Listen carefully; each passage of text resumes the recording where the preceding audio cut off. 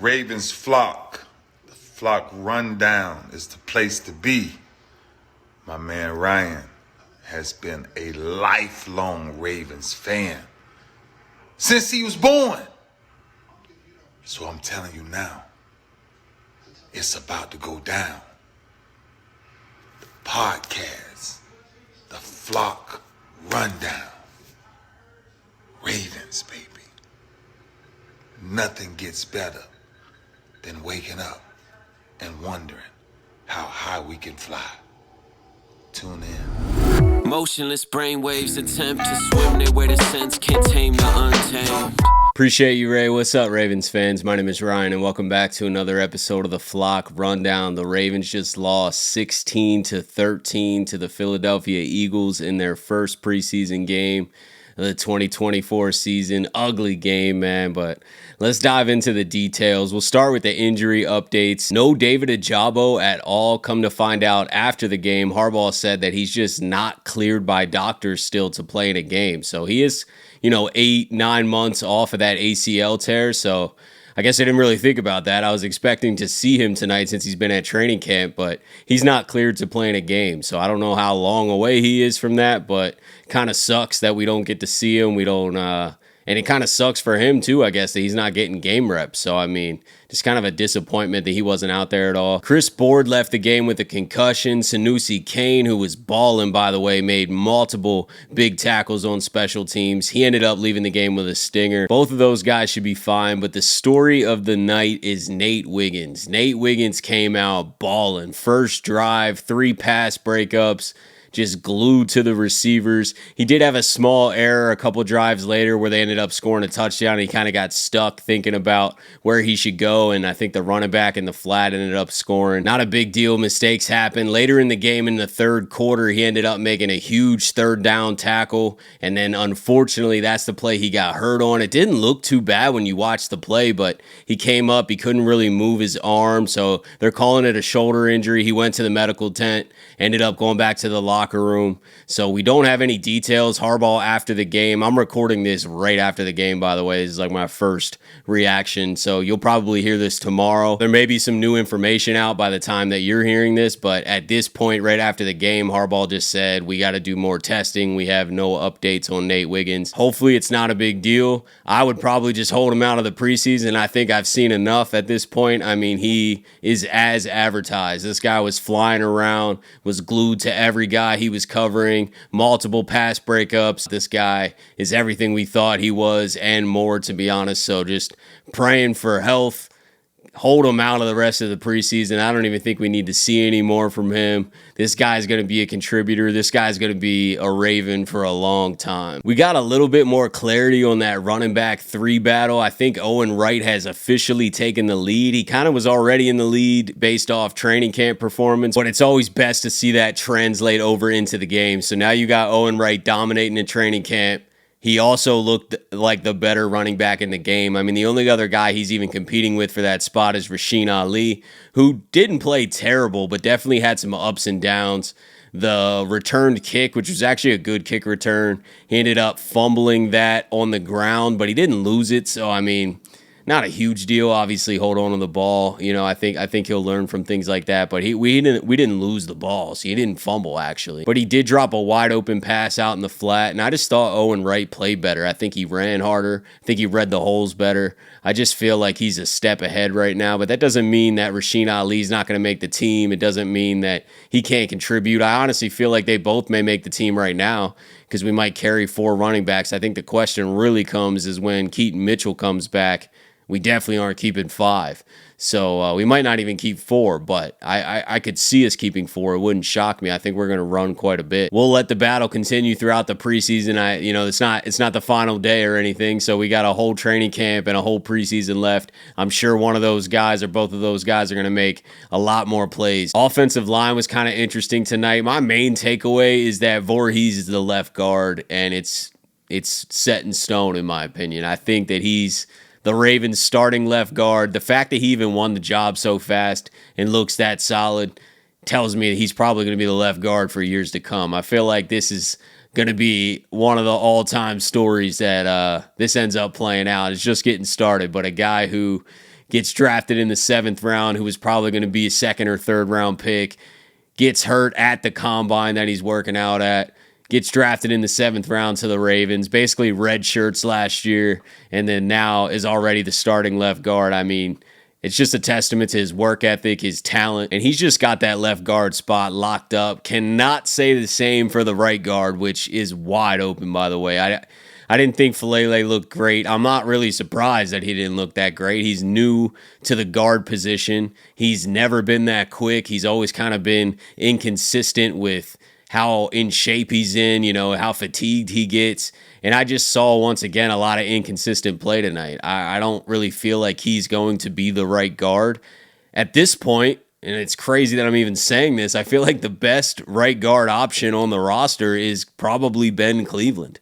I thought he kind of held his own at center. He didn't look terrible, and it's really a testament to his versatility. Now, I'm not confident in Cleveland at the right guard spot. I'm not really confident with the right guard spot at all right now, to be honest, but we still got time. That's a beautiful thing. You know what I mean? It's week 1 of the preseason. We got 2 more weeks of that. We got another off week. We got 3-4 weeks until the season's here. So let's get the right guard spot cleared up. Let's pick a starter.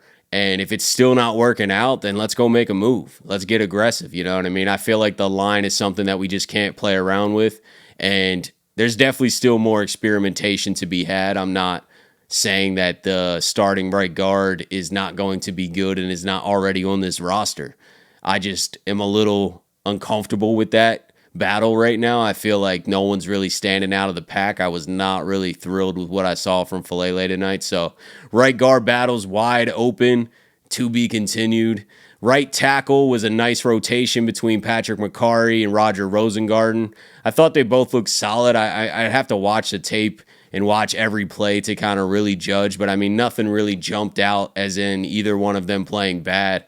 I think Roger probably has a little bit ways to go. I think McCarry may have a slight lead there, actually. But Roger's so young, and there's still a whole month left, basically. So we'll just continue to watch that. But that right tackle battle is definitely between those two, and I'm pretty comfortable, I think, with either one of them. I don't think either one of them is going to end up being like the detriment. Kind of hoping Roger ends up winning it just so we can keep McCarry in that versatile 6-man backup role wherever we need him, and then also just groom Roger and let him get the experience because he is so young and he has so much upside. I'd rather him win the job now, but let's put the best person out there. The offense just really struggled overall. Super flat, man. I didn't really love what I saw from either quarterback. Josh Johnson was okay. Devin Leary, nothing really that special at all. I mean, he had that goal line touchdown, but he just wasn't able to even move the ball. I didn't think that the receivers stepped up that well. Tylan Wallace comes to mind. He had a couple nice catches earlier. That one sideline catch that he came back for. Dayton Wade had that 4th down conversion. He also had a big drop, too. He kind of had an up and down day as well. I just didn't really feel like anyone stood out. No one was really jumping off the screen, making plays. It's definitely not a Lamar Jackson-led offense out there, you know what I mean? You could definitely tell there's a huge difference between that unit out there and what the starters are going to be. I mean, it's a massive difference. So I'm not too worked up about the offense not really moving up and down the field. Those guys aren't going to play a lot. Most of the guys out there aren't going to be contributing on a weekly basis. So that plays a role, obviously. There's a reason that they're 2nd, 3rd, 4th stringers, and they're just fighting to make the team. So it is interesting to watch that battle take place. I just left this game not impressed with the offense at all. But that's not an indication of how the Ravens offense is about to look. The play calling is held back always in the preseason, so you can't even say that the play calling's poor or, whatever. Like they're not showing their hand, offense and defense. It's pretty basic play calling. I just felt like the execution was kind of average to below average. It didn't really look like Ravens ball too much out there, but that's the 3rd unit, I'd say, basically. There just really weren't that many starters out there. So it'll look a lot different in Kansas City. It better look a lot different in Kansas City. We can't be scoring 10 or 13 points against Kansas City, you know what I mean? We're gonna have to be moving the ball a lot more. But I guarantee you when Lamar Jackson and Derrick Henry and Zay Flowers and Mark Andrews are out there, it's a different story than this. It's going to look way different. Another shining star from this game on defense was Trenton Simpson. I mean, 11 total tackles, 5 5 solo tackles. Dude was just flying all over the field. He also had the green dot tonight, which I know he's not going to wear the green dot in the regular season. That's definitely Roquan, but great experience for Trenton to hear Zach Orr through the headset. And, he said that Zach Orr was motivating him and cheering him on. It was awesome. He had a lot of energy with him being with the green dot, him yelling, getting me fired up. But it was awesome, man. Just to see him from my linebacker coach to my defensive coordinator, and then for me going from year 1 to year 2 with the same guys, it's been awesome for me. And I feel like the transition and being able to, ask questions on and off the field, and him knowing me as a person and as a player has been awesome for just my growth as a player for sure. I feel like he's going to be just fine next to Roquan. There's been so much talk about how our defense is going to take a step back, and Patrick Queen's such a massive loss, and I'm not saying Patrick Queen's not a loss, but why can't Trenton Simpson fill Patrick Queen's shoes? Maybe not this year. I've said this multiple times. I don't expect Trenton Simpson to be year 5 Patrick Queen right away. You know what I mean? Give it a year or two. But he's going to step in right away and make an impact. This guy is not a poor man's Patrick Queen. He's close. I think with some experience, with Roquan being next to him throughout this season, he will be a Patrick Queen level player in the future. And I think right now he's primed to make an impact. I honestly don't need to see a lot of Trenton Simpson in the rest of the preseason either. After this Nate Wiggins injury, I'm just like, keep everybody out.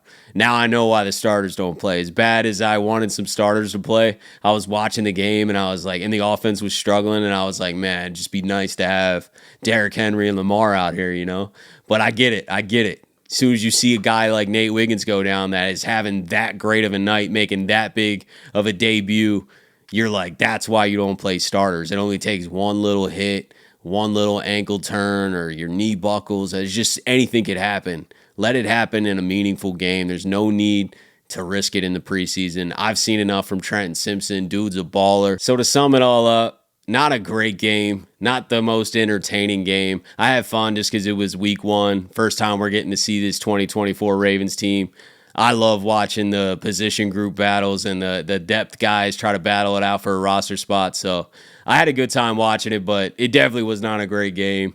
Whole field goal fiasco at the end where he missed, and then our 4th string quarterback fumbles, gives it right back to Elliott for another chance. I mean, whatever. You know what I mean? We end up losing. I thought the defense had a good night. Came out a little soft, but adjusted pretty quick. I thought Zach Orr had a nice balance. Ended up being pretty aggressive. The nickel blitz isn't going anywhere. Shout out Pepe Williams with the sack. So defense, strong debut.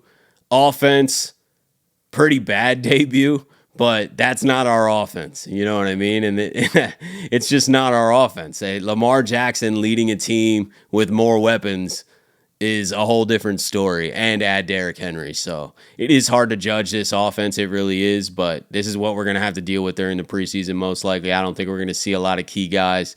Just hoping for speedy recovery for Nate Wiggins. That definitely would be a big loss, man. He was having such a good night, so praying for good news there. I'm sure we'll know more over the weekend. But that's it for today's episode. I appreciate you guys, as always, for tuning in to another episode of the Flock Rundown. Have a beautiful rest of your day, and I'll talk to you guys soon. Motionless brainwaves attempt to swim there where the sense can't tame the untamed.